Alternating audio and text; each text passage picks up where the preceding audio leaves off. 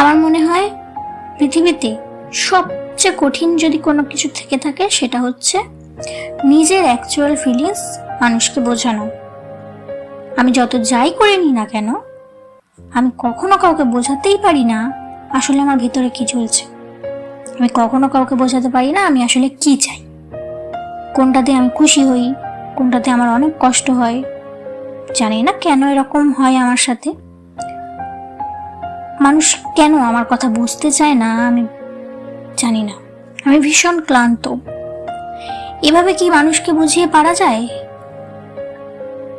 মানুষ যদি নাই বোঝে কি করতে পারি?